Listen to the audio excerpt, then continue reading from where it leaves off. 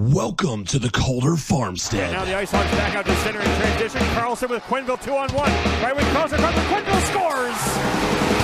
Here's a chance for Carrick. Fighting scores! Off the face-off! Up in Zeminger. Pulled back to Werenski. Has it. Shoots one. Bounces off a man. 5 seconds left. Werenski. Another jam on the shot. Turning and firing. They go! Scores! To score! Now they catch each other. They both go right over the top. Matching rights to one another. McDermott gets the helmet off of Cassie. And now with 9 minutes gone in overtime, the Bears breaking out right side with Bear. Looks like cutting to the net. Bear will score! And here are your hosts, Cece and Sean. Hello and greetings from the mile-high city of Denver, Colorado. And Camrose, Alberta. Oh, up north again, eh? Welcome to the Calder Farmstead Podcast, episode number 83 for Wednesday, February 16th, 2022. If you're hoping for a podcast featuring a guide to commercial rose farming, we are not going to be much help. This is an American Hockey League podcast. My name is Cece Hockley, the AHL editor of Full Press Hockey. And I'm Sean O'Brien from Stats Track and the AHL's only league-wide analytics guy. And you know, it's been a few episodes without me saying that he's kind of a big deal, although he's going to not a big deal. Yeah. Yes, you are. Admit it. Anyway, with all that said, we thank you for tuning in with us. And if you're new to hearing CC and I talk about hockey, we're going to recap some of the matchups in the AHL from the past weekend for you. We both watch a lot of AHL games. We're going to talk about what we see when we watch the film, as well as use some advanced stats to help us break it down. If that's new to you, you may want to head over to our podcast feed or YouTube channel, wherever you're listening to us from, and check out episode 0. You have to scroll a ways now. We're at 83 of these, so 0 is a little bit down there, but it is there. And it's a short primer on some of the stats we're going to be talking about, as well as how we view what's important on the ice. So if you're new to some more of the advanced hockey stats terms like PDO or the point shares model, or newer hockey terms like controlled zone entries, go check that out. So you better be able to pick up what we're putting down. I promise it's not that nerdy or technical. It's only 20 minutes. And let's be honest, you wasted 20 minutes watching Super Bowl commercials. You'll never get that time back. So next time, why not spend a little more time with us talking hockey? Can confirm they were very underwhelming this year, unfortunately. But that halftime show, though, that was lit. As the kids say. All right. Well, first and foremost, we delayed a day in recording to observe Valentine's Day. You know, we both are not single men, so we yeah, she liked it, so she put a ring on it. Yeah, that didn't work out too well, but I digress. Thankfully, we delayed because we did have some news coming out of Chicago. The Wolves are bringing over, or should I say the Carolina Hurricanes have assigned a Russian goaltender, young prospect coming out of Russia, Petr Kochakov. You had it. You're good. Just Kochakov. There we go. I'm not going to say it again. Sean Kochakov, what do you know about this young, I believe he's 22 years old. What do you know about this young early 20s netminder coming over from the frozen tundra? And I'm not talking about Lambeau Field. Well, Russia has many seasons. They have spring and summer there, so not that frozen. But as a goalie, he has a lot of raw tools. He's incredibly athletic, and that's the base of his game. He can explode post to post and make up ground when he gives up a rebound. But like many athletic goalies, when he's on, he's lights out. But he relies on his athleticism a lot, which can get him into trouble with his save selection and technical structure at times. And that's why you'll see a little bit of goals that are maybe on the softer side kind of bleed through sometimes. His resume in the KHL also isn't very extensive beyond his current season. He bounced a lot between the lower tier of the KHL, so basically the KHL's AHL, which is the VHL, and the KHL over the last 2 years, getting less than 10 games in each over from 1920 and 2021. This season, he's got, I think, over 30 starts in the KHL off the top of my head, and he's looked very good.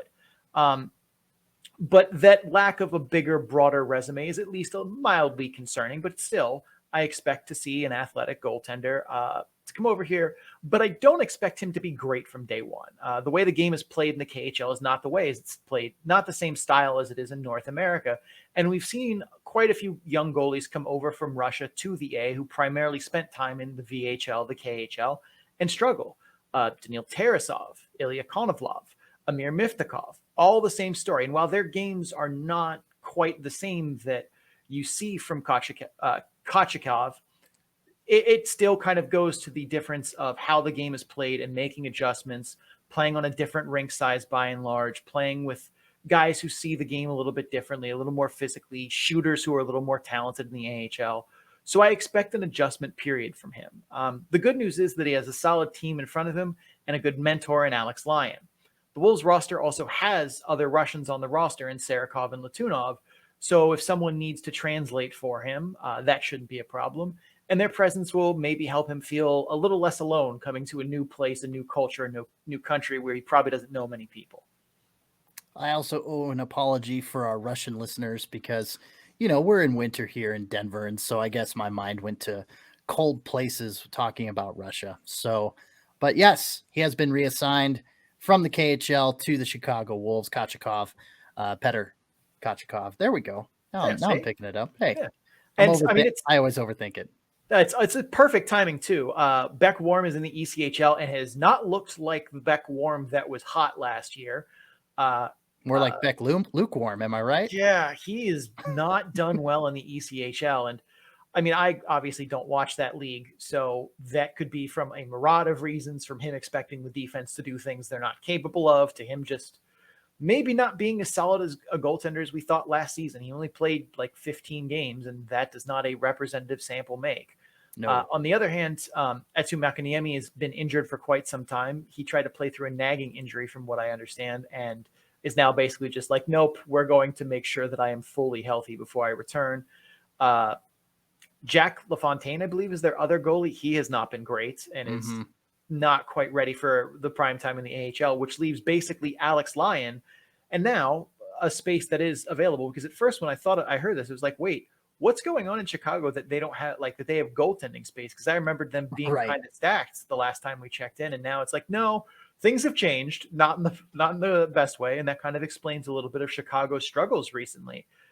Because if you don't have goaltending, it doesn't matter how good the team in front of you is. Right. Yeah, absolutely. Well, with that said, it's a little weird because I'm actually going to be leading off the series recaps, and I'm a Western man. I'm not usually diving in on the Eastern Conference like my cohort Sean over here. So Sean, introduce the series that was this past weekend in the Atlantic Conference. All right. Or the Atlantic Division in the Eastern Conference. All right. So we will start as we always do, going east to west, Atlantic, North, Central, Pacific. We're going to start in the Atlantic Division. We are going to recap what we previewed, the Bridgeport Sound Tigers versus the Charlotte Checkers. They played a Friday-Saturday series in Charlotte at the Bojangles Coliseum. Maybe the third or fourth best chicken place around, but whoever gives you the money is whose name you put on the building. CC, recap for me briefly the box score, who scored, who won. Break it down for me. Absolutely. All right. So Friday night, the first goal of the evening went to defenseman Dennis Cholowski, who was left all alone skating into Bridgeport's zone on the left-hand side. Our boy Logan Hutzgo, who we brought up and talked about a little bit last episode, he threaded a pass to a streaking Cholowski. I'm going to keep saying Cholowski. It's Cholowski. They made it 1-0 Charlotte at 4:05 in the first period. After a sloppy second period, Chris Terry goes completely cross-ice in a pass to Paul Thompson, who then finds Otto Koivula, not Manuel Koivula, Otto Koivula in front of the Charlotte defender for an uncontested shot on net. You got a tie game 1-1 at 18:50 of period 2. Okay, now you got to bear with me. Goal-filled third period. Cole Bardreau deflects a Grant Hutton shot from the point to make it 2-1 Bridgeport at 5:01 of the third. Charlotte responds with Cole Lynn feeding Connor Carrick for a one-timer to tie it 2-2 at 10:43 of the third. After Sharon Knoll instigated a fight with Parker Wotherspoon, Bridgeport received a power play. On that power play, Koivula set up Terry for a one-timer. He dropped to his knee. Boom. right by Joey Decord to make it 3-2 at 13:11 of the third. Just 10 seconds later, Joey Decord misplaced the puck behind the Checkers net. Jeff Kubiak stripped him. Kubes then passes it to Darren Doe out in front of the net. Easy tap in. Carrick potted another goal at 18:27 from a wild block shot that kind of arced into the net beyond Corey Schneider. It was a wild play to see, but that would be your final on the night. 4-3 win for the Bridgeport AHL team. Saturday night, well, it was much less eventful than the 7 goals and 74 total PIMs from Friday evening. In fact, there was just 32 penalty minutes and 2 goals allowed, both of them by Bridgeport. It wasn't until the 57th minute of gameplay that Charlotte found themselves driving into Bridgeport territory on the power play. Cholowski backhanded a pass to Scott Wilson upon zone entry, essentially exploiting a 3-on-2 with 2 Bridgeport defenders lagging behind. Wilson's power play snapshot past Ken Appleby, Islanders goaltender Ken Appleby, broke the 0-0 tie at 17:08 of the third. An empty netter by Lind with 14 seconds left in the game gave the Checkers a 2-0 victory, and Spencer Knight, Charlotte goaltender Spencer Knight, a 25-save shutout, his first blanking in his AHL career, which isn't too many games into it, but hey, he's already got a shutout. So that would do it. First game went to Bridgeport, second game went to Charlotte. All right. And in our picks, we both picked splits, CC picked a split. He said split. He said Charlotte Friday, Bridgeport Saturday. I took Bridgeport for the sweep. The model took Bridgeport for the sweep. So I gain a point. The model gains a point. CC, no points. Yeah, that's the burden of going with the split, is that sometimes you don't get any points. So, well, I guess it could the same be for the sweep, but at least you picked up 1 point there. So that has kind of been my strategy picking games a little bit, is if I pick splits, it's going to have to be like I have a reason to pick a Friday versus a Saturday. Right. Otherwise, I will just take my chances with picking a sweep. All right. CC, we criticized Charlotte's inconsistency and pointed out their roster turnover as a probable cause. What observations did you see to support or contradict our probable cause theory there, our theory of the crime? Well, Sean, I did see a fair amount of inconsistent play from the Checkers, especially in that first game. I feel like they had flashes of brilliance during a lot of their scoring sequences and chances, but I also felt like they were undisciplined when it came to some of their defensive efforts and special teams play. I know we brought that up too, that they had to excel on special teams. I counted about 3 times in Friday's game that they had power play opportunities against Bridgeport, but they were negated due to their own penalties drawn. It's like they got about halfway, maybe sometimes a little over halfway through their power play, and then they'd shoot themselves in the foot, and then they'd have to go out to 4-on-4 hockey. You know, opens up the ice a little bit, but man, if you've got the man advantage, I'd say that's a bit more of an advantage. I mean, kind of a well-done statement, but the Checkers gave Bridgeport 7 power play opportunities on the night. That compiled with a fruitless effort, going 0-for-6 on the power play themselves. The final score of 4-3 Bridgeport should have been a lot further apart than simply 1 goal. I mean, the Checkers, like I said, they shot themselves in the foot a lot in this game. And I feel like, well, we'll get to it here in a second. On Saturday, like I mentioned in the goals recap, the game was a lot more balanced. Charlotte was lured into a more physical style play throughout the beginning stages of Friday's game, especially in that second period. You know, they drew a lot of silly penalties, even a fight on the ice. Like, I just felt like Bridgeport came at them a little more physical in the first period. Then they ramped it up and Charlotte met them, but they were over aggressive. I feel like Charlotte, they didn't just ramp up their physicality. They dialed it to 11 because these amps go to 11. And so they just cranked it up and went with it. And so that was their mistake, led to those stupid infractions, a couple fights on the night total. In opportune times, one of the power plays after an instigating penalty on Charlotte, Bridgeport capitalized on that power play goal. Saturday's matchup, once again, it brought with it the same amount of shots on goal from both teams. You look at the score sheet and it's almost identical, stat sheet rather, but more than half less goals, less goals cut in half and PIMs, like I mentioned earlier. It didn't hurt to have Spencer Knight against Ken Appleby in those respective nets on Saturday night either, as opposed to Joey Decord and Corey Schneider. So Yeah, the Joey Decord, Corey Schneider is a matchup that definitely favors Bridgeport, whereas Spencer Knight against Ken Appleby is an NHL goalie against an AHL goalie. Correct. Yeah. We also mentioned Logan Hutzgo. Did a little deep dive on him in the preview episode. As someone, I mean, if you're a Checkers fan, I hope you've been paying attention to him. He's been pretty good this year. What did he do for the Checkers this weekend?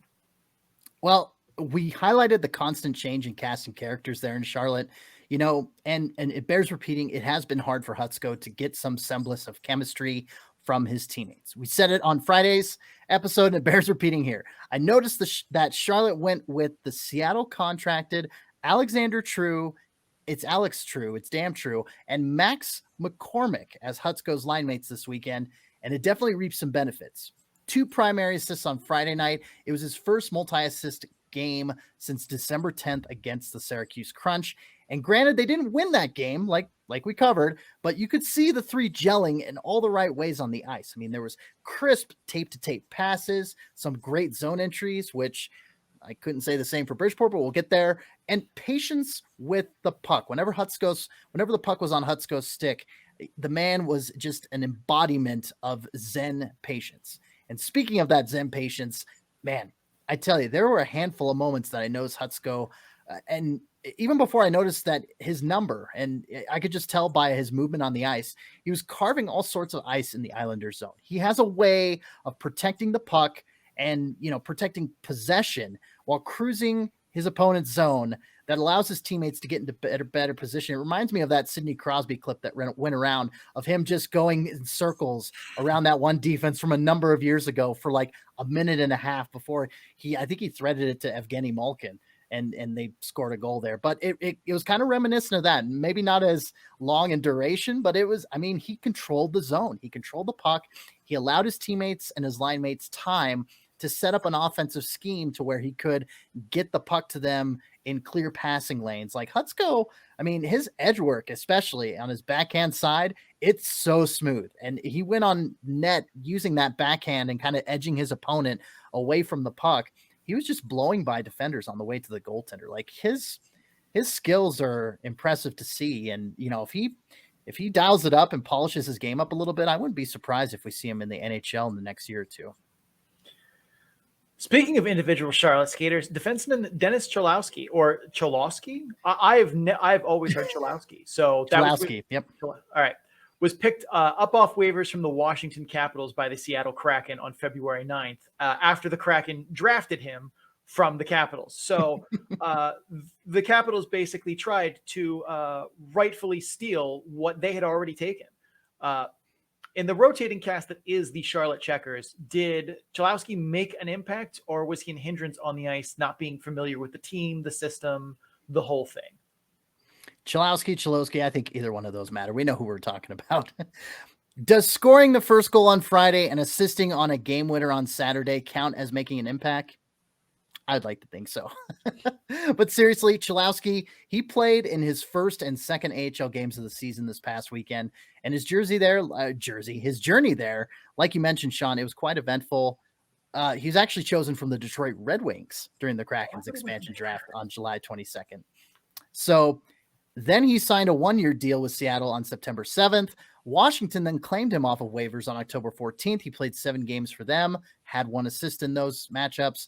Seattle, again, must have wanted him back because as soon as he hit the waiver wire on February 9th, the Kraken scooped him up and sent him over to Charlotte. So, man, I was impressed by Cholowski's offensive ability. His dedication to such in the right moments, I think that's key as well. For that first goal on Friday, he skated ahead full force, knowing that he was uncontested on the left wing side. He knew that he had a shot, quite literally, and he took it. He skated in position, and boom, he got the puck right to him. They paired him with Connor Carrick on defense in that first game, which I thought was okay. I feel both are geared more towards the offensive aspects of the game.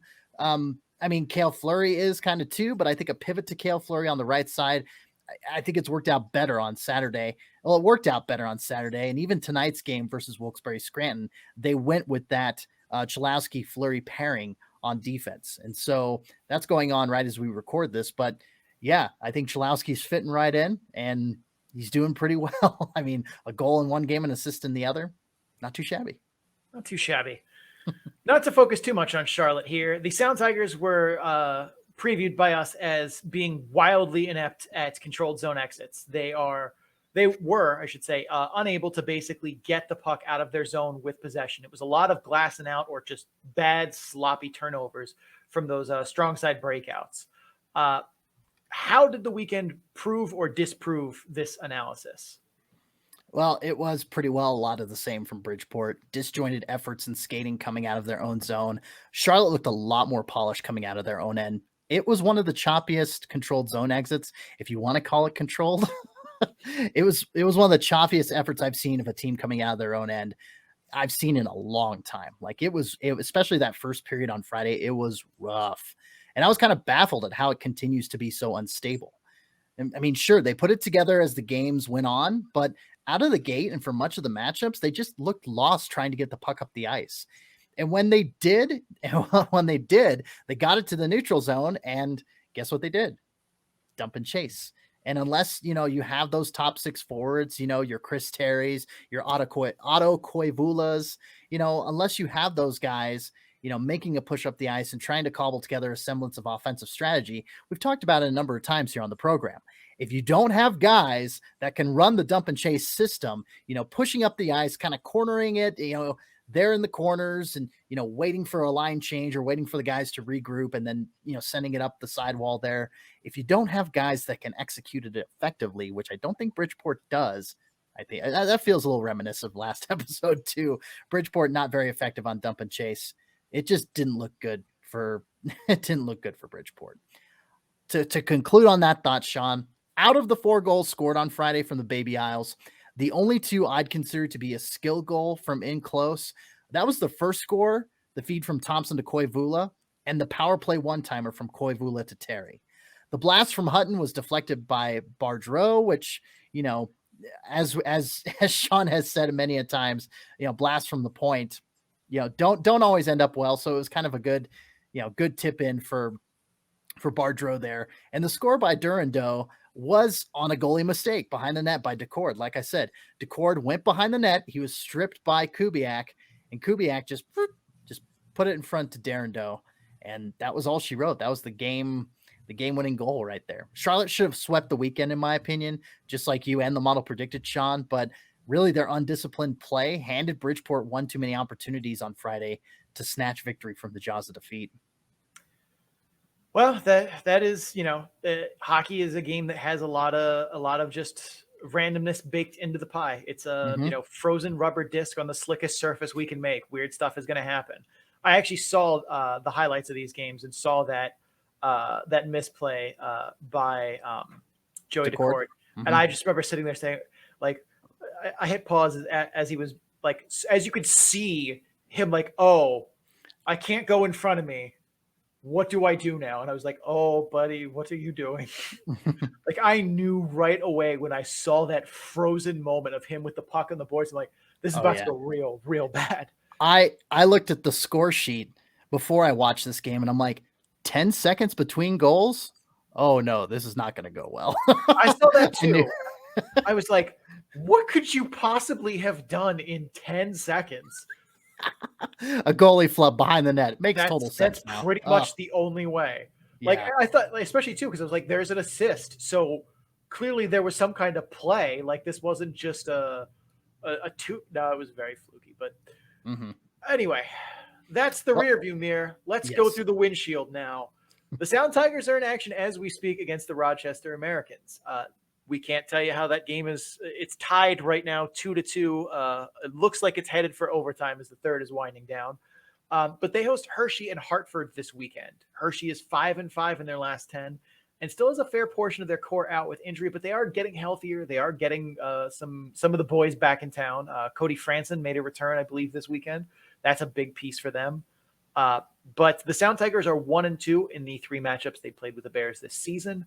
Hartford is 6-4 in their last 10 games and has been enjoying having their own guys back in town after Taxi Squad Death Day. The Sound Tigers are 2-5 against the Wolfpack this season. Charlotte, on the other hand, is also in action right now as we record. I have an unofficial final of 5-4 against Wilkes-Barre Scranton.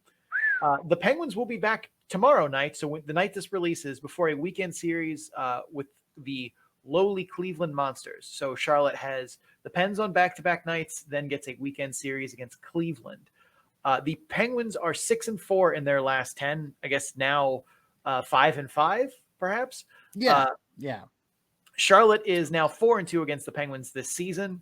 Charlotte hasn't played the Monsters yet this season. The Monsters are 1-9 in their last 10, but got a win over Utica this past weekend.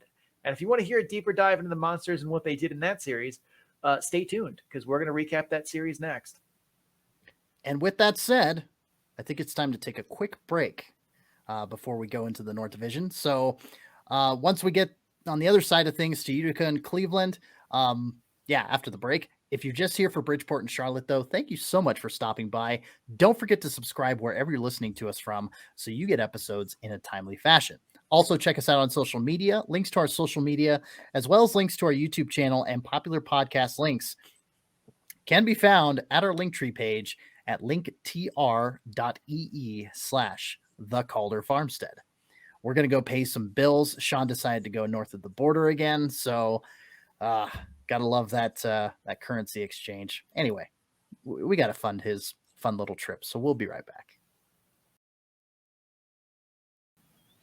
Okay, we got out of our comfort zones a little bit, speaking on my behalf, and I covered the Atlantic Division this past week. So let's move on. We're going to head to our second division, the North Division that we normally cover, and we're going to talk about the Utica Comets and the Cleveland Monsters, Friday at 7 p.m. Eastern and Saturday at 7 p.m. Eastern in Utica up there in New York. All right, let's talk about a quick goals recap and we'll dive into it. Sean. We got a lot of goals to recap on Friday here. A lot happened. Yes. Careless play by Scott Harrington leads to a Comets 2-on-1, and Graham Clark puts one over JF Berube's shoulder to make it 1-0. Beautiful puck movement on the power play finds Nate Schnarr at the bumper spot. He pots a power play goal to make it 2-0. AJ Greer drifts right past the Monsters' defense and catches a stretch pass. He rifles one past Berube to make it 3-0. We are still in the first period. The Monsters' penalty kill makes no effort to defend Royal Road, and Alexander Holtz says, "Thank you very much, 4-0 Comets." AJ Greer makes a one-man show as he swats the puck out of the zone during a penalty kill, then strips it from Jake Christensen in the neutral zone, walks in and dekes past Berube. 5-0 Comets. That was your first period. Cowboy Cole Clayton, though, gets the Monsters on the board with good vision as he finds Justin Scott across Royal Road. Off a set face-off play, Alexander Holtz puts a pass through two Monsters defenders to find Jeremy Grollo for the one-timer that he rockets past Berube. 6-1 Comets. 6-1 apparently is the threshold that wakes Cleveland up, though, as Cole Fonstad catches Riley Walsh puck-watching and sneaks behind him to bang home a rebound. 6-2. The Monsters generate a rush chance shorthanded, and Justin Scott walks Riley Walsh all the way back into his slot before wristing one past Schmid. 6-3. Cole Fonstad takes advantage of a blown coverage off a Comets face-off win and walked untouched right to the net. 6-4, and the comeback is on. Robbie Payne sends the Utica crowd into nightmare mode as he puts home a bad rebound from Akira Schmid. It is a one-goal game, 6-5 in the third period. The Comets hold on, though, as Nolan Foote hits the empty net to seal it. 7-5 is your Friday final score. Saturday, we make it all the way to the second period before someone scores, as AJ Greer finds Alexander Holtz for a breakaway, and he dangles Jet Greaves. 1-0 Comets. Tyler Angle is the recipient of a fluke bounce on the side of the net that gets poked to the front, where Angle spins and just blindly shoots. Merrick's Mittens can't come up with it, and it's tied at 1. A beautiful counterattack by the Monsters as they break up a Comets breakout in the neutral zone, immediately spring Carson Meyer on the breakaway. Mittens makes the save, but Meyer recovers the rebound and finds a trailer in Tyler Angle, who puts it home. 2-1 Monsters. And despite the wild flurry of offense from the Comets, that would be your final. The Monsters hold on to take Saturday's game 2-1. Wow. Wow. Monsters split the weekend, just like we predicted, right, Sean? No, actually, you picked, you, in your own words, Cleveland bad, Utica real good, Comets sweep. I said one of the best teams in the AHL is playing one of the worst. I also picked a Comet sweep. The model picked a Comet sweep. So half points for all of us. Half points for all of us. Dilly dilly. A very interesting weekend. Wow. Yeah, the series, the 2 game set here for Utica and Cleveland. Friday saw the game look like it was over in the first period, only to see Cleveland claw back into it and make it a game. Made a game out of it. How were they able to recover from that 5-0 hole and make it a 1-goal game? Utica definitely took their foot off the gas Friday night, plus whatever ass chewing the Monsters got in the locker room found home. Utica got careless in their own end, and the Monsters were able to take advantage. I mean, Cowboy Cole Clayton finds Justin Scott across Royal Road because Robbie Russo didn't defend the Royal Road passing lane or Scott's shooting lane.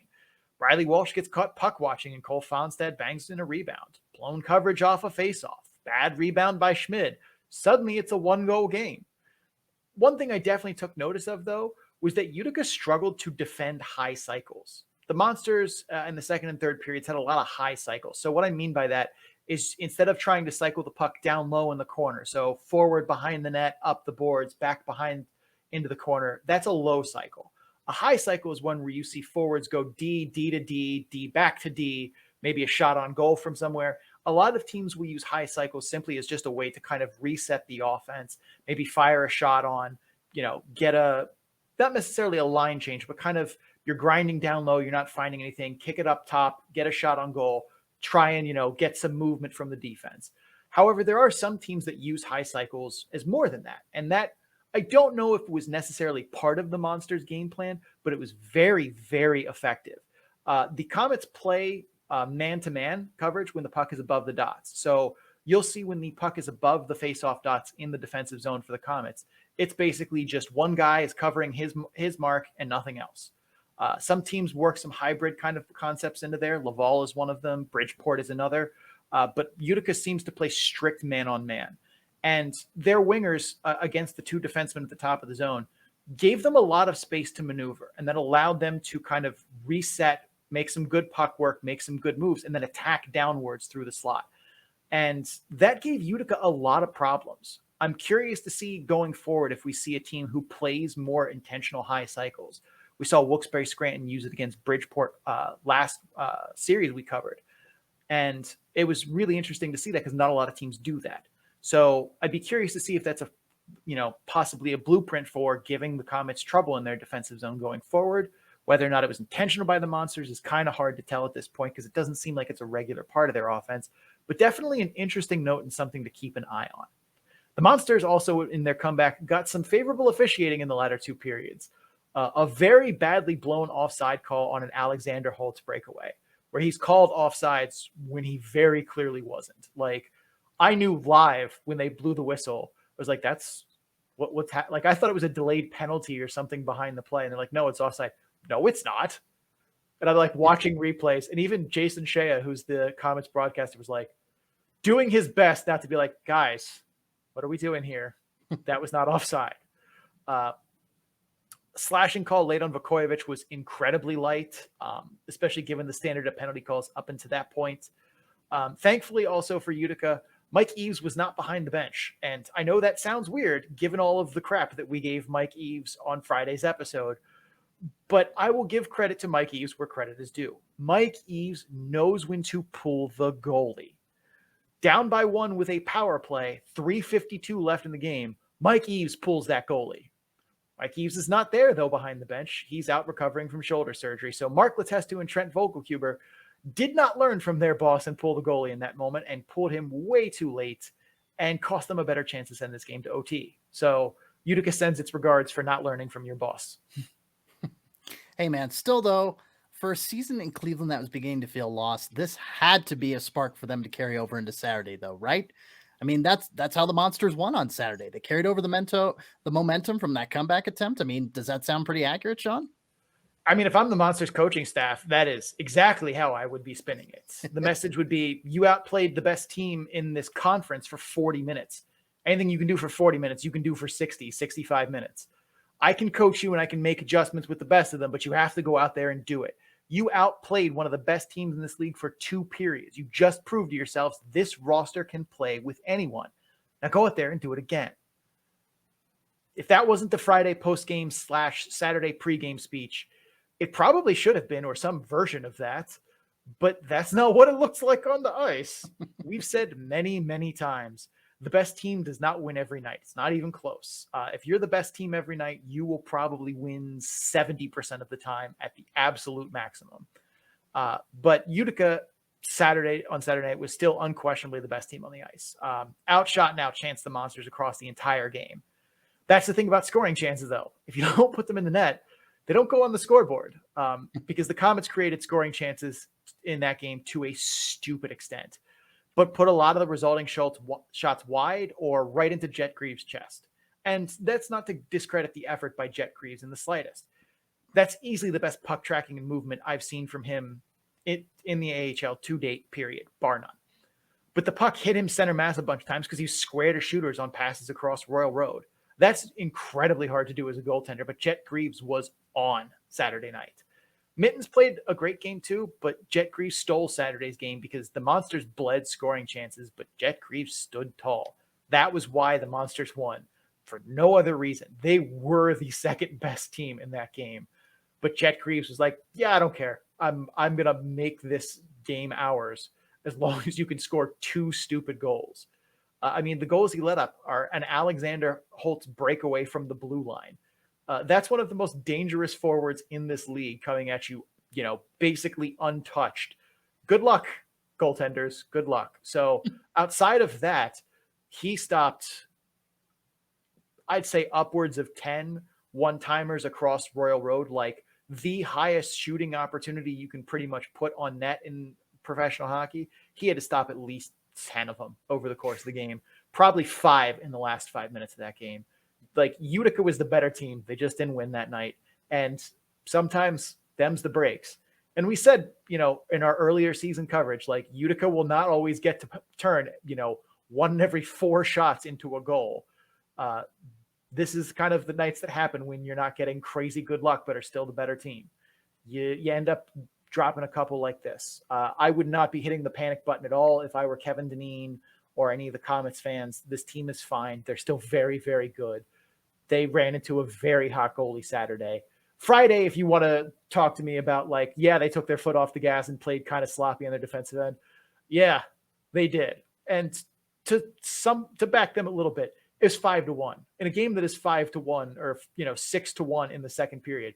You're just trying to get out of there without getting hurt at that point. Like, the game is, in your mind, mostly over. And yeah, that's not how it ended up. And when you've turned, the engines off, it's kind of hard to get going again. But at the same point, yeah, they maybe needed to go through the motions a little bit more on defense to not let the Monsters claw back into that game. But that's a good lesson for them. It's a good reminder that you can't, dick off for 40 minutes of the game and expect to win like that. And I think it was a lesson that the Comets learned. They played 60 minutes on Saturday. They just didn't come up with it. Would it be fair to call Jet Greaves, forgive me if I'm mispronouncing this, but Baron Semedy from the James Bond series, the Uber Voodoo practitioner of the weekend?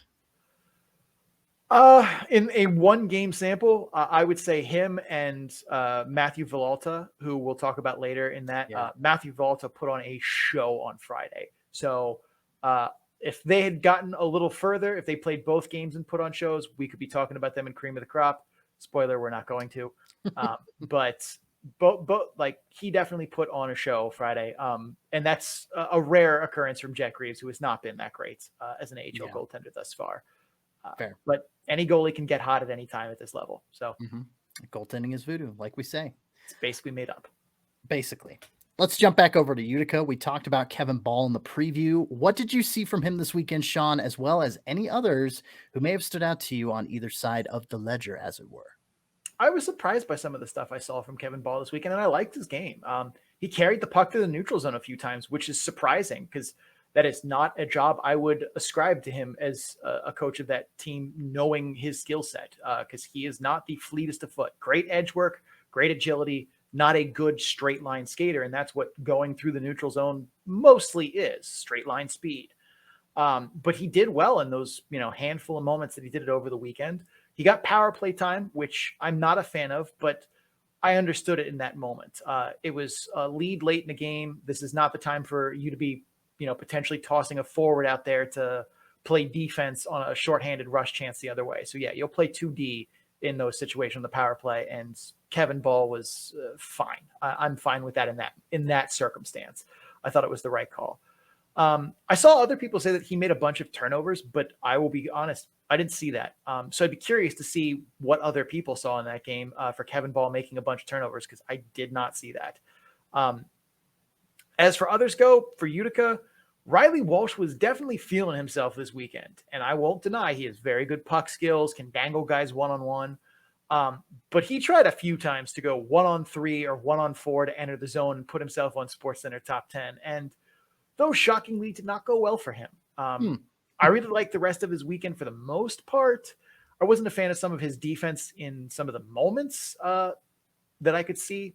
The Justin Scott shorthanded goal that was scored, I only got to see a little bit of that because the Comets broadcast was showing a replay, and the faceoff went from the faceoff to start off the power play. So in the Monsters defensive zone, and it literally cuts to Justin Scott at the blue line. Like, that's the first thing I saw. So I have no idea how we got to that point from the faceoff. But from the blue line in, I wasn't a fan of Riley Walsh's defense on that play. But again, one play. And in the context of what I could see, the replay of the goal did not do any benefit to make that have more context. But I did like his game from the weekend. And overall, I'm starting to see the NHL future for Riley Walsh that others had projected for him, which is not something I saw last season. So you are seeing a leap forward for him in his development, which is what you want to see from guys at his age at this point. Second season in professional hockey, you're 22, 23, making a big step forward is what you're supposed to do. It's not what everyone does. It's not everyone's timeline, but that is generally how you get guys to go from AHL, middle pairing guys to NHL middle pairing guys, is they take big leaps forward in their early 20s after their first or second season. I am going to lump the Coles together here. That's Farmstead and Clayton for Cleveland. God, they must have coaches pulling their hair out. Both of them made great plays and then turned right around and made stupid plays. It makes their progress look like a game of chutes and ladders. Cowboy Cole Clayton makes a beautiful primary assist to Justin Scott across Royal Road from the half wall and a snap. Gets the puck right away, boom. That's a very difficult play to read right away. Literally the next shift makes a defensive zone turnover that miraculously isn't a goal against. Cole Farmstead makes a beautiful move in the neutral zone to spring a 3-on-2 rush chance. 2 shifts later, he fires a low percentage shot from the bottom of the faceoff circles, essentially just throwing the puck away and making a 1% goal turnover because he doesn't see the wide open passing lane for a trailer in the slot. There are at least 5 more instances for both Coles this weekend of good play, then bad play, good play, then bad play, both in spectacular fashion. I really that going forward needs to be some adjustments made because both players have talent, but the unforced errors from them is really apparent. On the Utica side, again, we're going to flip-flop all over the place here. I really cannot reconcile the AJ Greer we saw in Bridgeport last season with this AJ Greer in Utica. AJ Greer looked like he was ready to retire midseason in Bridgeport. Just sluggish, sloppy. He looked like he was playing hungover after someone poured 10 pounds of sand into his joints.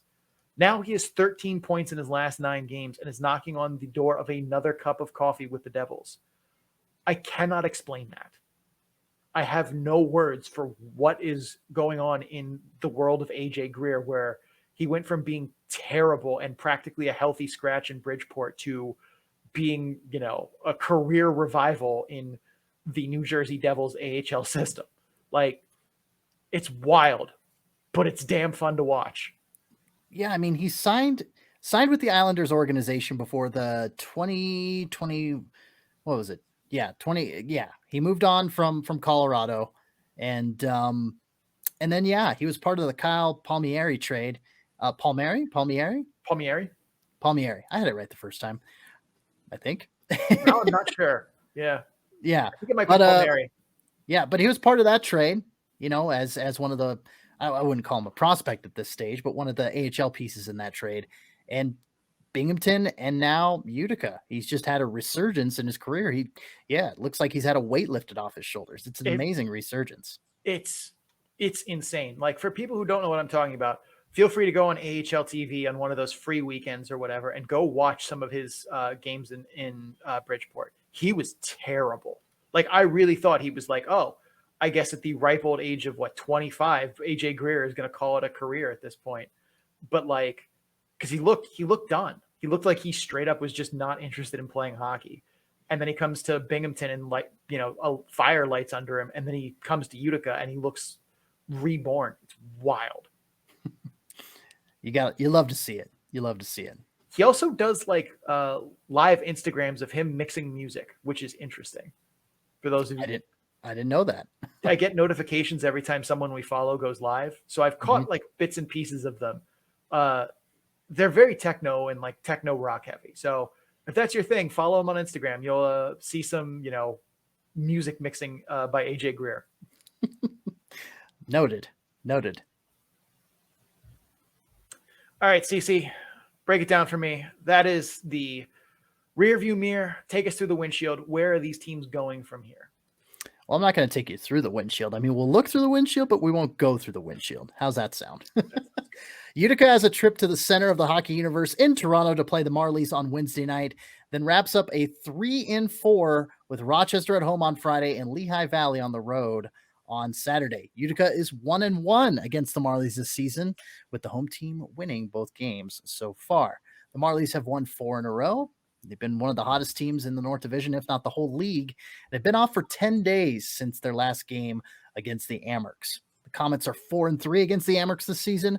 Rochester is coming off back-to-back losses to Hartford and Providence, and they've lost 4 of their last 5 games, right when we thought their goaltending situation was getting sorted out.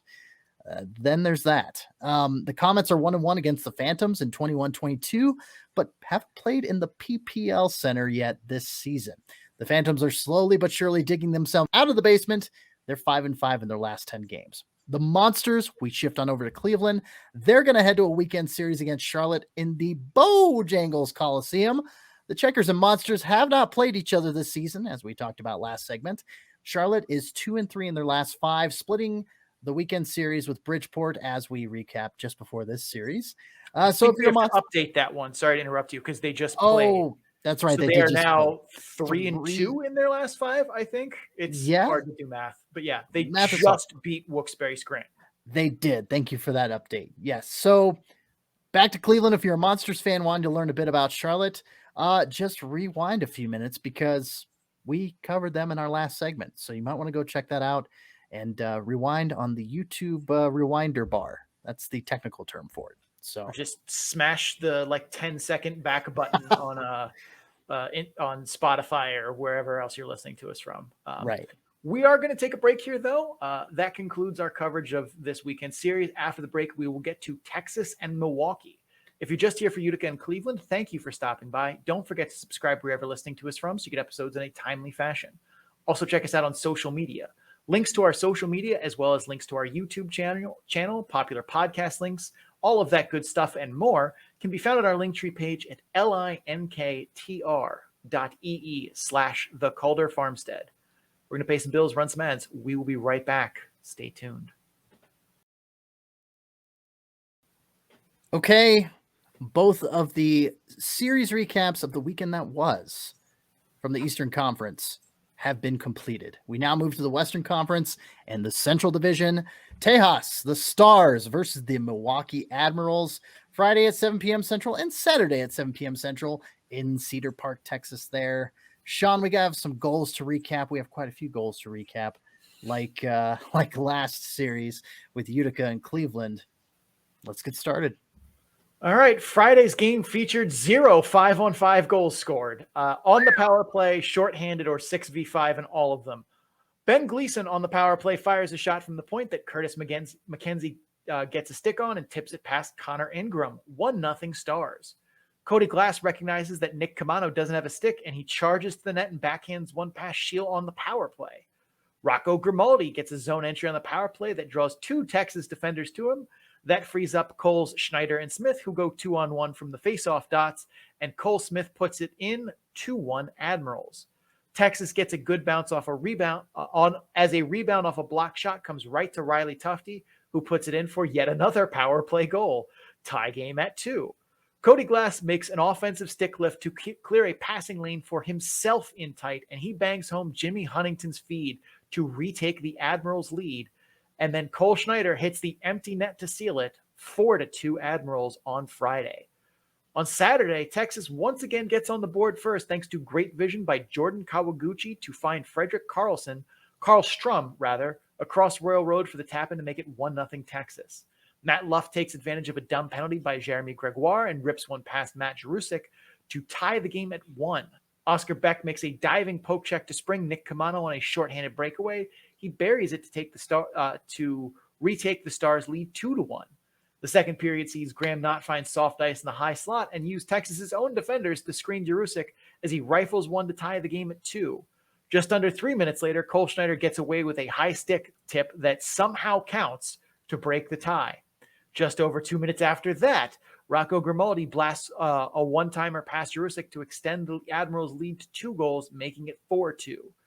Bad rebound control from Devin Cooley sees a shot from a dead angle by Damiani end up in the slot where Dawson Barteau finds it and slams it home to make this a 1-goal game with 7:43 left in regulation. Rocco Grimaldi would seal it, however, with the empty netter. Admirals sweep the weekend, taking Saturday's game 5-3. And you mentioned Jeremy Gregoire taking a dumb penalty, suspended for that first game. Not a big loss, but again, Texas rather, short on skaters as it was with the long weekend anyway. I predicted that the Stars were going to be gassed and the Ads would sweep. Sean, you said anything short of a dominant weekend sweep by the Ads, probably a bad sign. More talented, better rested. The only thing Texas had going for them was that it was in Texas. You couldn't in good faith pick less than an Ad sweep here. And the model agreed with us, 51.9% favorite in both games. The trifecta, the hat trick, as it were, of sweeping the picks. Nailed it. Sean, yes, in the preview we talked about Texas being at a distinct rest disadvantage and what their play would probably look like with tired legs. We expected Milwaukee to be able to coast to 2 relatively easy wins here on the road. I'm guessing that probably wasn't the case, but enlighten us. What was the story of this past weekend? Milwaukee definitely dominated this weekend series. That's not really up for too much debate here, but I will give a ton of credit to whoever is in charge of strength and conditioning for Texas. They do not have a strength and conditioning coach listed on the team website, but I assume they have one or retain someone or maybe have a dual one with with Dallas. I don't know the answer to that. But Texas looked alive in these games. They skated hard. They were physical. They showed no real evident signs of fatigue that I could see. That's genuinely amazing. Now, that all being said, they got outplayed by just a flat out more talented team. But I don't attribute really any of that to exhaustion. The story of the weekend for Texas is their inability to contain the Admirals' power play. The Admirals scored 5 power play goals on 11 power play chances, 3 on Friday, 2 on Saturday. While some of these were unforced errors by Texas's penalty kill, the Ads' second power play goal on Friday, where Ciccone and Tufte tried to double team Rocco Grimaldi on the zone entry, basically leaving Ryan Shea out to dry on a 2-on-1 in the slots. Yeah, that's not going to do it. Jared Rosberg not getting into the shooting lane on Matt Luff on Saturday. Same thing with Petrovic on Grimaldi's power play goal on Saturday. Other moments from their penalty kill not getting the job done were just the Admirals executing in ways that are flat out hard to defend. Cody Glass stick lifting a defender as the pass is coming to him in the slot and recovering to score.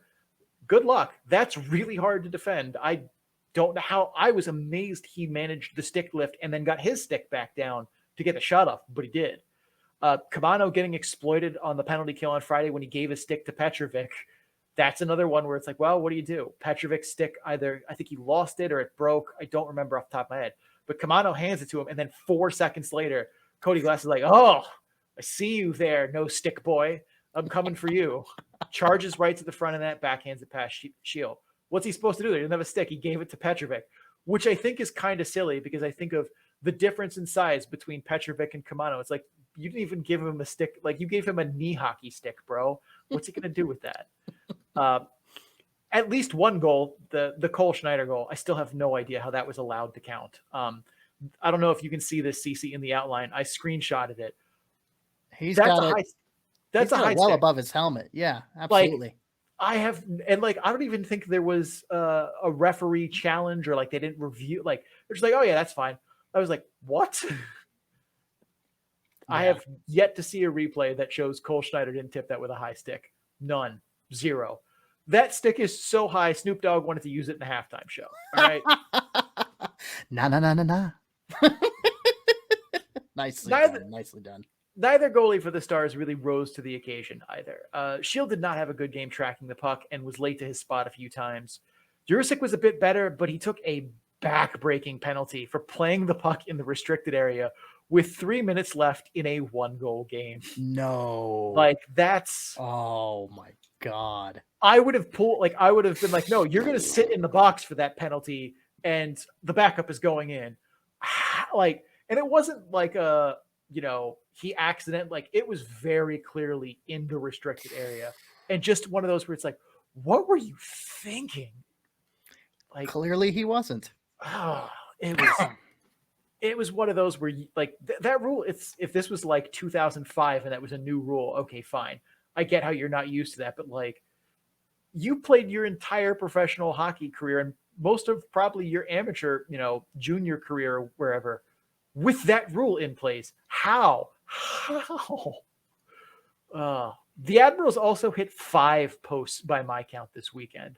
So if outscoring the Stars 9-5 wasn't enough, it very easily could have been 14-5. I just also want to throw that out there. All right. Milwaukee now 3rd in the Central Division. They were basement dwelling not too long ago. They're in the Central. They're now 24-19-4, 0.553 points percentage, 4-game winning streak. They are 9-1 in their last 10 games. Sean, I think you probably know what I'm getting at here. Are you ready? Are you ready to buy in on this Admirals team? I was ready. And then Connor Ingram wasn't on the bench for either Saturday or Tuesday's game. Now, if that's just maintenance on his part because he's played an insane amount of this season already, he is the AHL leader on goaltenders in minutes played. Fine. I'll go grab my wallet. Let's make some moves. If he's hurt, though, I am once again going to be keeping my wallet in my pocket because while I love Rocco Grimaldi and Cody Glasses look good, the defenses look better, the team looks alive, Connor Ingram drives this bus, period. So if he's hurt, and we will likely never find out if he is because this is the AHL and injury reports are non-existent. Unless you're Rockford. Yeah. That's a deal breaker for me. Mm-hmm. Devin Cooley and Thomas Famaka can be serviceable, and they both have sweet masks.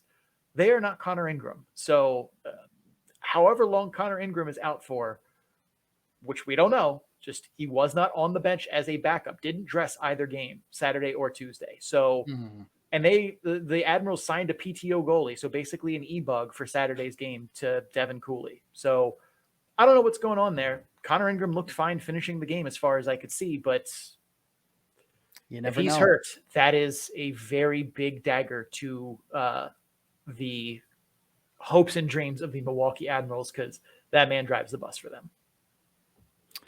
Toot toot. Yeah, beep beep.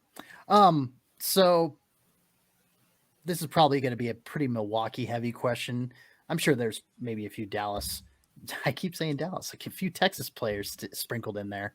But who stood out to you this weekend on the ice? We've talked about the Admirals a few times, and I've never brought this up, even though I saw it, because I didn't want to believe it's real. But we need to talk about Matt Donovan. Okay. Matt Donovan has been one of the most frustrating players to watch because every game it seems like he makes 4 or 5 plays that are amazing. He's got a lot of talent. I don't know anyone who denies that. But then he just makes 2 or 3 plays every game where I hit pause and say out loud, "Baby, what are you doing?" He is overall a force for good on the Admirals. He is plus and minus, if you add up the good plays and the bad plays, a force for good. He is helping the Admirals win games. But man, in some games, it's real close. Friday's game, he makes a diving breakup of a pass going across Royal Road that Damiani made. That would have been a tap-in goal. Tie game at this point. Game was tied at 2 when he did this. So that pass breakup changes the game materially. 2 shifts later, Grimaldi makes a beautiful breakout pass to him, and he just ices the puck for no reason. What are you doing, baby? Earlier in Friday's game, he got away with what easily could have been a 5-minute major for boarding. That was not only unnecessary, it was stupid. It served no purpose. And he somehow managed to get away with it. He, had to take a fight because of it. But somehow in officiating land, the Admirals actually got a power play from that, which is bonkers, but we're not going to go there. Now, are those not all equally weighted moments? Yes, but it's frustrating to watch a guy with NHL talent make mistakes like that. And you could make the same argument to a lesser extent for Nicholas Camano this weekend. A lot of good plays, identifying that shorthanded chance. He created a couple of grade A's off board battle wins. And yet a lot of plays from him are head scratchers, including one in the second period on Saturday where he's one-on-one with Josh Healy. He has all of the room in the world, and he just skates himself to the wall and takes a low percentage shot instead of attacking the middle, driving to the net, creating a high danger scoring chance. It's frustrating to see guys just make mental errors like that where I hit pause and I'm like, baby, what are you doing? No, baby, no. Other than that, a lot of obvious observations. Rocco Grimaldi is great. He looks less angry now, but is still unbelievably effective. He does not belong in the AHL, and I have no idea what Nashville is doing by keeping him here. I can only assume at this point he spilled wine on John Hines' best suit or something, and that's what it is. Or, he dinged David Poyle's car in the parking lot. I really don't know. But it's not because he's not good enough. That ain't the answer. And Nashville has a stupid amount of salary cap space. By my count, they have $10 million in salary cap space. Rocco Grimaldi's salary fits very easily into that, which also is a reason why Nashville is going to make moves at this deadline. A, David Poyle's your GM, and yes, but also B, because you have a ton of space and are a contender. Go for it. I'm surprised you had Nick Camano on that list because you did refer to him as No Stick Boy. And No Stick Boy, he to make such an impact as No Stick Boy. Nick No Stick Boy Camano. I think that might stick for the rest of the season. Anyway.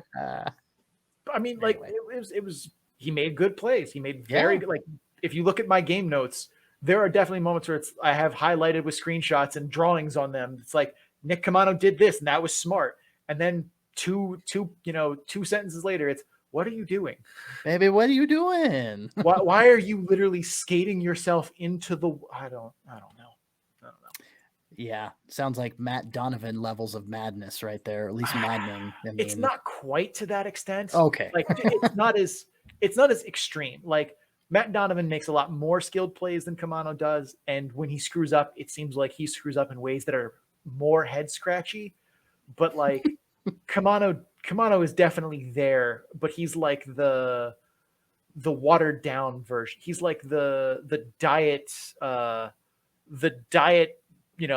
Thunder to Matt Donovan's Diet Dr. Pepper. Wow. Okay. I thought you were going to go Dr. Pepper to Diet Dr. Thunder. I'm like, that's a lot of levels. No. There's a lot of levels down there. Yeah. All right, Cece, that is what happened. Tell us where we go from here. Where do we go? Where do we go now? Where do we go now? Milwaukee had an 11 a.m. game on Tuesday morning against Chicago, which ended up as a 4-3 win for the Ads. The Admirals then head home to host Rockford. The Admirals are 4-3 against Rockford this season, winning the last 2 in the season series. Rockford is coming off of a weekend sweep of Chicago. They are 5-5 in their last 10 games played. The Admirals then head to Manitoba to begin a 3-game series with the Moose. Milwaukee is 2-4 against the Moose this season. The Moose are on a 3-game losing streak after dropping 1 to Texas and getting torched by Abbotsford over the weekend. We will get to that later on in the cream. Those games are scheduled for Sunday the 20th, Monday the 21st, and Wednesday the 23rd. Texas continues its 8-game homestand with Grand Rapids. It's playing right now on Tuesday night and tomorrow night, followed by a weekend series against San Jose. Excluding the game that's currently being played, the Stars are 1-1 against the Griffins this season. Grand Rapids is 2-8 in its last 10 games. Texas is 1-1 on the season against San Jose, splitting 2 games with them back in early November. The Barracuda, not doing so hot. They've lost 6 straight games and are 1-9 in their last 10, and they're just not a very good team right now and haven't really been most of the season. So there's that. All right, we are going to take a break here. After the break, we will get to Stockton versus Ontario. If you're just here from Milwaukee and Texas, thank you for stopping by. Don't forget to subscribe wherever you listen to us from so you get episodes in a timely fashion. Also, check us out on social media, links to our social media, as well as links to our YouTube channel, popular podcast links, and lots of other fun stuff can be found at our Linktree page at linktr.ee/The Calder Farmstead. We're going to pay some bills, run some ads. We will be right back. Stay tuned. All right, we are at our last series, the Best Coast, heading over to the Pacific Division. And when I say Best Coast, I mean it, because we had a 1-2 matchup that was apparently appointment viewing, as Sean said on social media, the Sochmeads, as the kids say these days. I was waiting to pull it out one more time so Sean could give me the very obvious look of disappointment and the head shake. So I digress. Let's talk about Stockton versus Ontario. Of course, Godzilla versus Kong. Friday at 7 p.m. Pacific and Saturday at 6 p.m. Pacific in Ontario, California. Not Canada, kids. Sean, there was a few goals to go over. I feel like all the series you covered this weekend had a shit ton of goals. So have at you.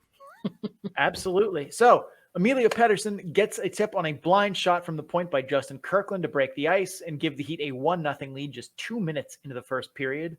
Tyler Madden ties it up at 1 as he attacks off the right half wall and fires a shot past Dustin Teen Wolf. Helge Grans extends the Reign lead in the second as he picks up his own rebound off the mask of Wolf and banks it in from below the goal line. Connor Zary, floating in the defensive zone, leaves space for Austin Strand to walk in and score to make it 3-1 Reign. Jared Anderson Dolan backhands a rebound from the slot to make it 4-1 in the last minute of the second period. Byron Fraze gets the Heat back within striking distance as he undresses Jordan Spence one-on-one and tucks it far side.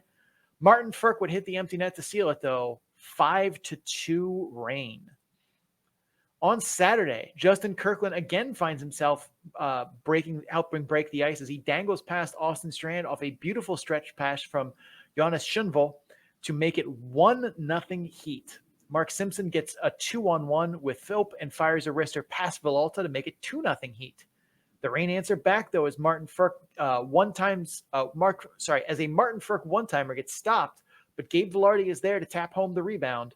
The Heat get back their 2-goal lead in the second period as Luke Philp fires 2 shots off the face-off win. The first hits shin pads and comes right back to him.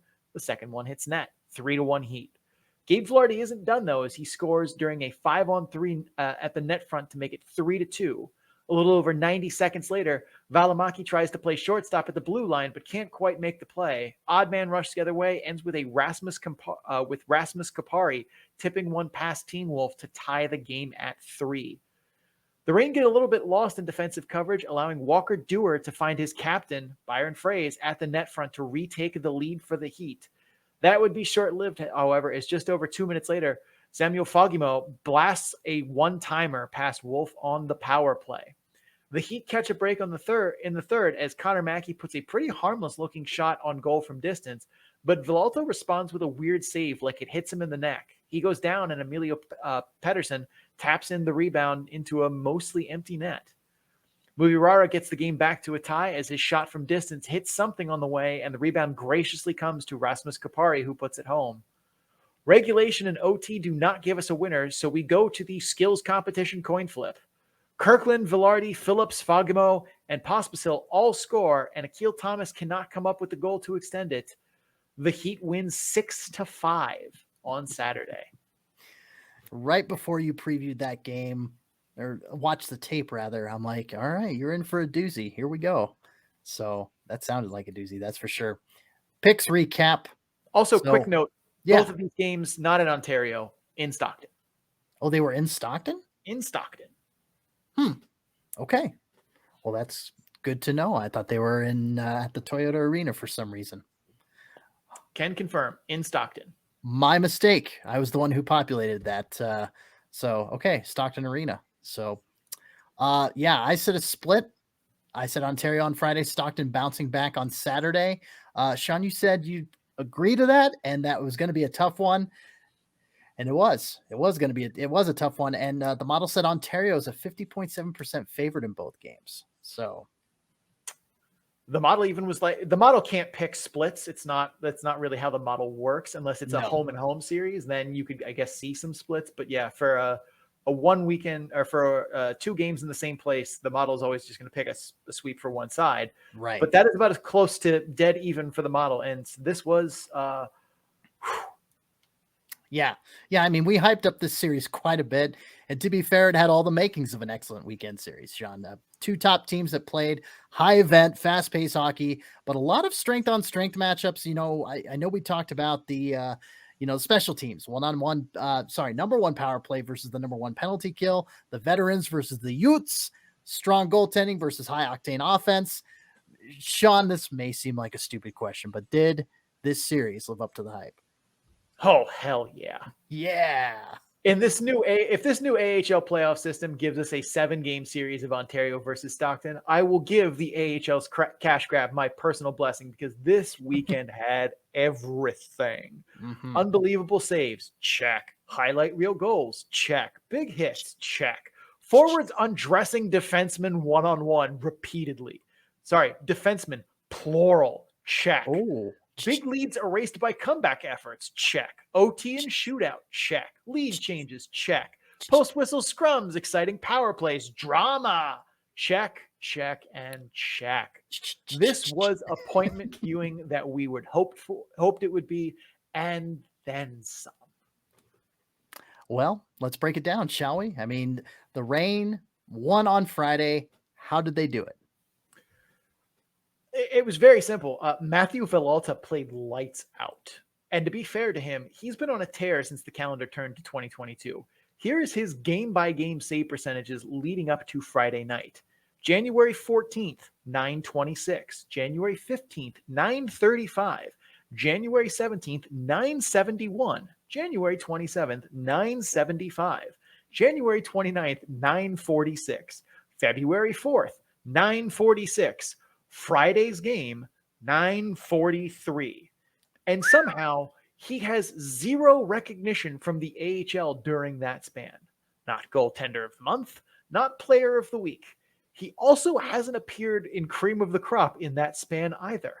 I'm not a lawyer, but that feels criminal to me. Otherwise, I thought Stockton looked like the better team on Friday. I thought they created more high-quality scoring chances than the Reign. Not by a lot, but by enough that throughout the game, I got the impression that I thought Stockton was the better team on Friday. Still, Villalta outdueled Teen Wolf on Friday. And that's not to say that Wolf played bad. The rebound shot that hit him off the mask is kind of a fluke goal. Getting shot in the mask is no joke for goalies either, or it's what I'm told. I'm not a goaltender, but it's a very startling experience. If I recall correctly, Matt Murray had a concussion from a shot he took in the mask earlier this season. Like most hockey equipment, the mask isn't there to be bulletproof. It's there to lessen the blow. It turns what would be a skull fracture into just a concussion.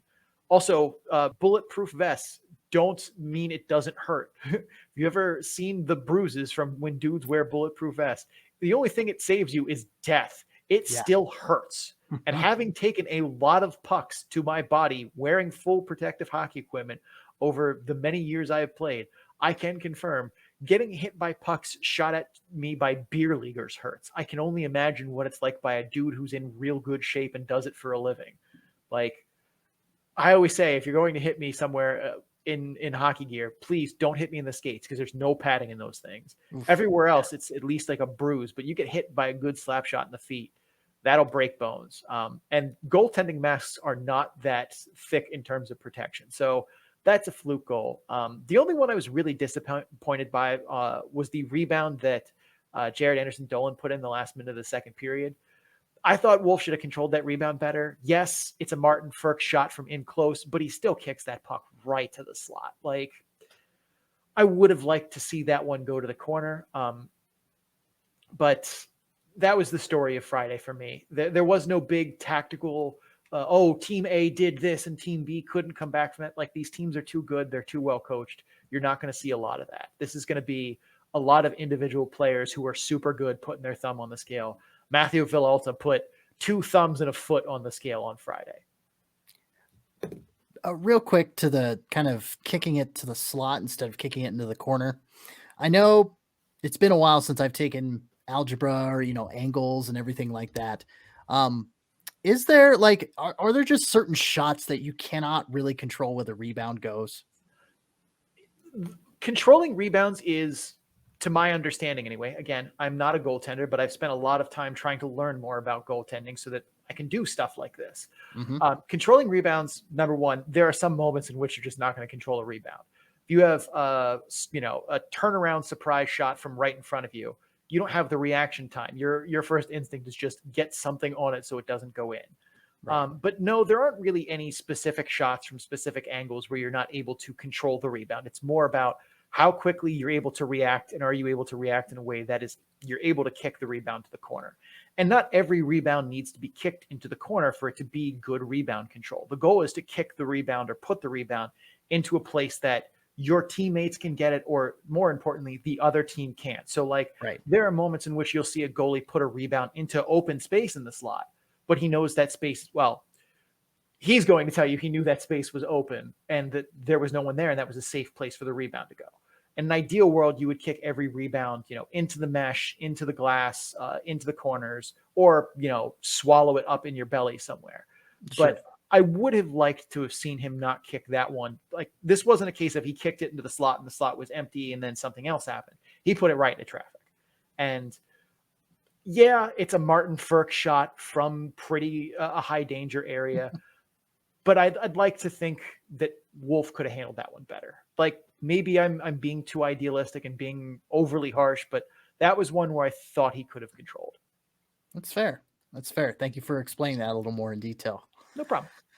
Okay, let's switch over to Saturday. What was the look and the feel of Saturday's game? It felt a lot closer than Friday's game. Saturday was a back and forth, up and down heavyweight title fight. Ontario at one point at first was leading on the shot counter 8-0. Stockton took the next 13 shots on goal. Stockton takes a 3-1 lead. Ontario comes back with 2 goals to tie going into the third. We previewed power play versus penalty kill matchup in our weekend preview. Stockton won that matchup on Friday. Ontario won that matchup on Saturday. Part of that I don't put on the Heat penalty kill, though. That hooking call on Byron Froese to send the Reign to a 5-on-3 was maybe the worst penalty call I've seen this season. I don't know if I've ever seen a guy get called for hooking with one hand on the stick to hook like this. Like, he was kind of doing like a trivial effort to kind of tap at the back of the Reign forward going past him. And he got it up kind of under the arm, and the Reign forward being, I don't remember who it was at this point, being, not an idiot, clamps his armpit down on the stick, and Froese lets go of it, and it's just kind of like sticking out there, and the ref puts his hand up, and I'm like, and even Byron Froese was like, are you kidding me? Like, that was one where I hit pause, and I was like, no, that's not a real penalty call. Like, you're really not going to call that.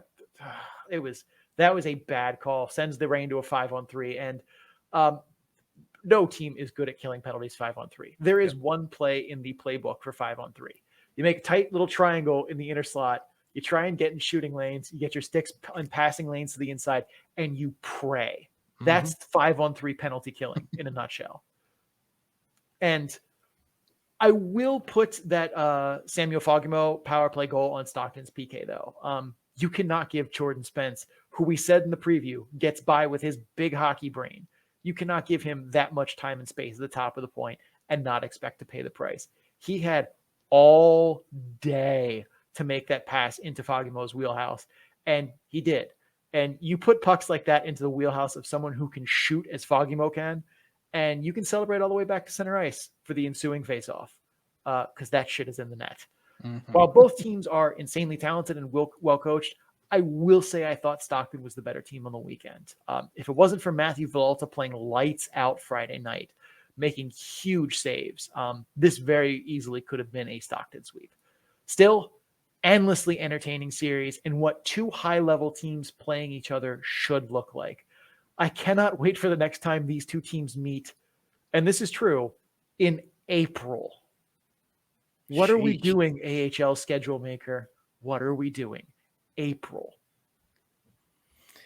Well, patience is a virtue, Sean. So got to exercise that virtue a little bit. You mentioned, Fagemo, Villalta, Dustin Wolf. I mean, a litany of names already. Did anybody else stand out? Just throw the rosters out at you and you pick names. Just pick off some names. I mean, there's nowhere else to start but the play of Justin Kirkland this weekend. He was everywhere, doing everything in all three zones. He got lucky on the opening goal as he absolutely fired a blind shot from the point that Emilio Pettersson just happened to get a tip on. But he undressed Reign defensemen, plural, 1-on-1 and 1-on-2 this weekend. He was also the trendsetter in the shootout on Saturday as he went wide on his strong side, then cut across the faceoff dots and shot low glove. Velarde did the same move and scored. Fagemo did the same move and scored. Pospisil did a variation of that move and scored. So Justin Kirkland, he's been good this year, but this was very much a statement game from him. I don't know if he's going to be able to build on that or if he's going to be able to carry this, but he was impressive this weekend. Cameron Gantz was underwhelming again. He didn't have a great last year either, which in isolation, I'm willing to not make a big deal out of. Weird COVID year, new team that's not very good, that's very young. Sure. But he hasn't produced this year either, and he hasn't looked like the guy who put up 46 points in 59 games for Syracuse. Everyone seems to be doing well under Coach Robo in Ontario, except for him. And it makes me wonder if this is the beginning of the end for Cameron Gauntz's time in pro hockey. He's 31. He's played 784 professional games with a Calder Cup ring. That's a great career, but at some point, you can't do it anymore. And I'm struggling to find ways to explain why Cameron Gantz is looking as bad as he is.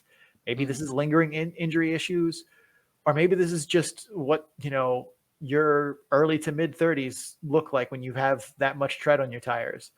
I am 34 and I don't have nearly the hockey, beat down that Cameron Gantz does. And I wake up feeling like crap most mornings. So I can only imagine what he wakes up to from a litany of a very rough and tumble hockey career. Well, he's been amazing in other games that he's played. Some worrying rebound control this weekend from Teen Wolf in these games. We talked about rebound control a little bit in the previous segment, but he definitely kicked more than just that puck that JAD scored off into the slot traffic, which is a big no-no. Two of them were Martin Furk danger shots, which, I will give you some credence on. Those are hard shots to control rebounds for. But something still I would want to keep an eye on for the future. He is a young goalie. He still has seasoning to go. But rebound control is something that you can kind of sneak away with in the AHL if it's not great. Stuart Skinner. But when you get to the NHL, it will hurt you. I don't think he'll ever have the offense to live up to the top 6 dreams he was drafted for. But there's definitely an NHL future as a defensive specialist for Turcotte. He has enough offense in him to get by, but what he does defensively is far more impressive to me. And it was on display several moments this weekend, rather. That kid, offensive toolkit wise, is okay. He can put up points, he can score, he can make plays, but none of it really stands out and plants the flag and says, I am an NHL level forward. But his back checking, forechecking, defensive ability, his ability to read the play from a defensive kind of aspect, he's real good at that. And I feel like him being drafted, I think it was 5th overall a couple of years ago, gets held against him in that regard, because that's not what you want out of a number 5 pick or whatever. But teams need guys that can play strong defense, kill penalties, and, force turnovers in their end. And that's something he's able to do. And if he ever is able to, get some offense, consistent offensive skill going, he could be literally the number 6 forward of a top 6 group. I don't think in LA, given how, how many kids they have and how good that roster is going to look in a couple years, should they keep all of them, which is looking hard. But there is an NHL future for him as a defensive specialist and a penalty killer. It may not be the future he was, we were all thinking when he was drafted, but an NHL future is an NHL future, man. That's the dream. And let's wrap it up. We've been, go ahead. I do have one more point that I want to say. Okay. It's not that he can't develop an NHL skill set and be a more active forward. Like, we see guys all the time. Like, I remember listening to an interview with Nathan McKinnon where he talked about after his second or third year in the NHL, where he was like a 45, 50 point forward. He's just thought to himself, I guess this is just me. Like, I worked my butt off, and I guess this is my ceiling. Like, I'm never going to be that superstar player. I'm just going to be a, second, third line, 50 point a season guy. And then he wasn't. And you'd have to listen to the whole interview and him get into it, but there was a lot more to it than that. But I don't think that an offensive skill set or an offensive role is out of the cards for Turcotte. Like, he still has a lot of runway left to go, but it's getting shorter every year. And offense at the NHL is the hardest thing to be able to coach into someone. Defense is a lot easier, but there's an NHL future for him, I think. Just maybe not the one we all thought of for him on draft day. Well, speaking of the future, it's time to emerge from the valley of the weekend recap, as it were, and gaze to the horizon, because we're going to talk about Stockton, Ontario, and what they have ahead. Stockton heads to a weekend series with Bakersfield. The Condors are 7-3 in their last 10 and have clawed their way up the standings, but they're now without their head coach, Jay Woodcroft, who took the interim bench boss job with Edmonton, and he took assistant Dave Manson with him. So Stockton, on the other hand, is 3-0 on the season against Bakersfield. Then we jump over to the Reign. Ontario lost on Monday to Bakersfield 5-1. They head to San Diego this weekend. The Gulls, unfortunately, back on the struggle bus. They're 3-7 in their last 10. Ontario is 4-1 against the Gulls this season, though, so that bodes well for them. All right, we're going to take a break as that wraps up our recap. We will get to the cream of the crop, the best players of the weekend, and the quiz. We have a quiz this weekend. Hey. If you're just here for Stockton and Ontario, thank you for stopping by. Don't forget to subscribe wherever you're listening to us from so you get episodes in a timely fashion. Also, check us out on social media. Links to our social media, as well as links to our YouTube channel where you can watch us talk instead of listening to us talk. Or if you don't want to look at us, that's fair. It's not much going on here. You can listen to us at our podcast links, which can also be found there, as well as links to other things that you'll have to go there and find out for yourself. All of that is at on our Linktree page at linktr.ee/the Calder Farmstead. We're going to pay some bills, run some ads. We will be right back. Oh, yeah, it's time to seize the weekend that was and talk about the greatest players in the AHL this past weekend. I tell you, Vincent Kennedy McMahon puts me on commentary one more time on Monday Night Raw, I'm going to blow a gasket, and then I'm going to head to WCW and win the World Championship. Oh, yeah. Oh, we're talking about AHL players. Let's get to the cream. Sean O'Brien, lead us out with the cream of the crop. Oh, yeah. All right. My number 3 cream of the crop this weekend is John Stevens from the Abbotsford Canucks. 2 goals, 3 assists, 5 points on the weekend, 4 primary points. You put up 5 points in a weekend. We always say it. 5 points, you're finding yourself on cream of the crop in some way or another. 4 of them primary. John Stevens, Abbotsford Canucks. My 3rd cream of the crop of the weekend. Cece, who is number 3 for you? Well, number 3, you know I like an underdog. Well, maybe not an underdog, but hey, he's coming back to the AHL. He's been bounced around on waivers quite a bit this season. I'm talking about Dennis Cholowski, playing for the Charlotte Checkers. Hasn't played in the AHL all season. He gets a goal on Friday, the primary assist on Saturday on the game-winning goal for the Checkers against the Bridgeport. They're the Islanders. I'm not going to take any of the Sound Tigers madness that you've been saying. Whoa, I'm at the boiling point.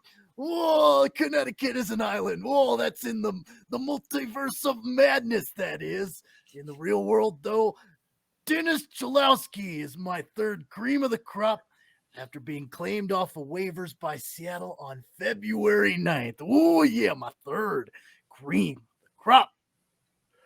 My second cream of the crop is Matthew Pekka, a frequent flyer, it feels like, on our cream of the crop segments from the Springfield Isotopes. 3 goals, 2 assists, 5 points. All 5 are primary points. Scored a shorthanded goal to open the scoring over Hartford. Just an impeccable weekend from Michael Pekka, my second cream of the crop. I guess that means it's my turn again. So Tyler Angle. It's true. It's damn true. The younger brother of WWE superstar Kurt Angle. Man, I tell you, I'd love to face Kurt Angle in my day. Give him the elbow drop. Let's talk about Tyler Angle, though. Single-handedly beating the Utica Comets with 2 goals in the second period of Saturday's 2-1 victory over one of the best in the league, the cream of the crop. There in the North Division, the Utica Comets. Tyler, Kurt Angle, drinking his milk. The 3 I's, intensity, intelligence, and integrity. It's true. It's damn true. He's my second cream of the crop. Ooh, yeah. My first cream of the crop, the top of the cream of the crop, is Kevin Poulin, Laval Rocket. Stopped 57 of 59 shots this weekend for a .966 save percentage. That'll get you 2 dubs. Kevin Poulin, what an effort from him for Laval this weekend. Filling in big shoes for Caden Prevost, Michael McNiven, and whoever else Laval can pull out of the crowd at this point. That's a big weekend for you. That is my cream of the crop. Cece, who is the top of the cream of the crop for you? Oh, we're going to be heading back to British Columbia, and talking about Sheldon Dries of the Abbotsford Canucks. Oh, my goodness. Holy smokes. 4 goals for the Baby Nucks in 1 game. 3 of them power play tallies in the Abbotsford Canucks. 8-2 evisceration of the Manitoba Moose. It was not Meese night. That is for certain. 8-2. It was not Meese night. No, I'm telling you what. Oh, I'm feeling the madness. Sheldon Dries, wow, he's going to get more than a cup of coffee in the big time. Cup of coffee. We're talking the whole pot of coffee. Send him up to Vancouver. Sheldon Dries, my first cream at the top of the crop. Get him on the top of the cage. Give him the elbow drop. Give him the 1, 2, 3. World champion. Yeah. And scene. The multiverse of madness. The multiverse of madness. All right. Well, it is quiz time. It is quiz And in the spirit of St. Valentine's Day, we are going to play a quiz called Love 'em or Leave 'em. Okay. We've talked a lot recently about coaches getting a promotion, sticking around, or getting fired. Getting promoted is one thing, but a lot of these decisions by teams come down to whether they love the coach or they leave him. So in the spirit of St. Valentine, we are going to give you the AHL coach's resume at a certain point in time, and then ask you if the team loved him and kept him around or fired him and left him. We have 5 questions here, Cece. You need 3 to win. Are you ready? To quote the modern day philosopher and poet, the Macho Man Randy Savage. Ooh, yeah. All right. First up is Eric Veilleux. In 2 seasons with the San Antonio Rampage from 2016 to 2018, he coached the team to a 62-90 record. Missed the playoffs both seasons. Did the Rampage in 2018 love him or leave him? I'm trying to remember back. I think they said adios and left him. Is that your final answer? Ooh, yeah. That is correct. They left him. All right, Cece, on the board, 1-0. Next up, Ryan Huska. 2 seasons as the head coach of Calgary's affiliates in Adirondack and Stockton from 2014 to 2016. The team went 67-77 in his tenure during those 2 seasons and missed the playoffs both seasons. In the 2016 offseason, did the Heat love him or leave him? I think they gave him another chance. The Heat were forgiving just there in Stockton. I think they loved him. That is correct. Cece, 2 for 2. The Love Doctor. He coached there for 2 more seasons before the Flames hired him as an assistant coach, where he's been for 4 years. Wow. Yeah. Wow. Okay. All right. The heir apparent to the Bridgeport Sound Tigers head coaching job, Rick Kowalski. In 5 seasons as the head coach for the Albany Devils from 2010 to 2015, the team went 171 and 213. They missed the playoffs in 4 of those 5 seasons, and the season they did make the playoffs in 13-14, they lost in the first round. In the 2015 offseason, did the Devils love him or leave him? I feel like this is a bit of a setup because I can't specifically recall if they parted ways with him or not. So I feel like the 5 seasons is a bit of a setup. I'm going to say that they kept him on. Red was their primary color. They loved him for 1 more year. That is correct. The Devils loved him. Cece, you have conquered this quiz. He coached 3 more seasons for the Devils AHL affiliate and then was promoted to the Devils assistant coach until 2021, where he came back to Bridgeport as the heir apparent to Brent Thompson. Cece, a perfect quiz score. Do you want the other 2 just for, the fun of it? Or do you want to go right into, do you have an angry rant ready to go? I do have a rant ready to go, but let's, for kicks and giggles, do the other 2. Why not? All right. Number 4 was going to be Ken Gernander, coached the Hartford Wolfpack / Connecticut Whales / Hartford Wolfpack over 7 seasons from 2007 to 2014. The team went 280 and 268, which is a winning record. Right. Missed the playoffs 3 times, bounced in the first round 3 times, won 1 playoff series before falling in the second round. In the 2014 offseason, did the Wolfpack love him or leave him? I think they loved him. That is correct. I apparently needed to make this quiz harder. Hell, let's do the last one. Let's see if we can make it 5 for 5.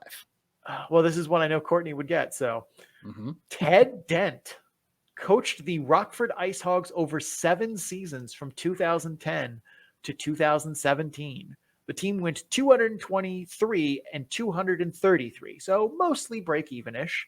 Missed the playoffs in 4 of those 7 seasons, bounced in the first round once, won a playoff series in 14-15 before losing in the second round. In the 2017 offseason, did the Ice Hogs love him or leave him? Adios. They did, in fact, leave him. Cece, you went 5 for 5. I needed a tougher quiz. All right, next time. In the 1967 season. Don't you dare. Don't you dare. All right, Cece, 30 untimed seconds is yours. Have at ye. All right. So the halftime show of the Super Bowl was a throwback to a lot of 90s and early 2000s rappers, one of them being Curtis Jackson himself, Mr. 50 Cent. And quite frankly, he's been getting a bit of guff for some weight gain that he has put on in the years. And quite frankly, I'm not having it. We get older, our metabolism slows down. And I understand that you're a performer and you're on the biggest stage literally of your career, but sometimes the weight doesn't go away, or sometimes the weight catches up to you. We don't know the story as to why not just Curtis Jackson, but some of the other performers looked a little bit heftier. Snoop Dogg is a beanpole, and I think will be till his dying day. That's a given. But, back to 50 Cent, I don't think the criticism is valid. I think people need to shut their mouths because weight is a very sensitive issue. I, for one, am 35 years old. I'm the heaviest I've ever been. And, it happens. You look at a donut wrong and you gain 5 pounds, just speaking from personal experience here. So with all that said, maybe take a break, pump the brakes. Don't be so overly critical of not just 50 Cent, Curtis Jackson, but everybody in the realm of social media. I mean, I know that's kind of a blanket statement to end my rant here, but be a little bit nicer. Be a little bit kinder. Everybody's going through something, whether it's their body weight or mental health, something like that. Just be kind. Kindness goes a long way. And to be a shit stain is just, it's an easy route. It's the route of least resistance. And quite frankly, it's a cop out. Just be a kind individual and don't go tearing down a rapper from the early 2000s to make yourself feel better, because it's hollow and stupid. All right. Good rant, Cece. Good rant. Thank you, sir. Thank you. As the rightful winner of our quiz, you also get to take us out. Ah, that's right. Yes, it just feels weird when you win. So yeah, we're just back to normality here. That will do it for the show. Thank you for watching and or listening. The Calder Farmstead is part of the Full Press Radio Network.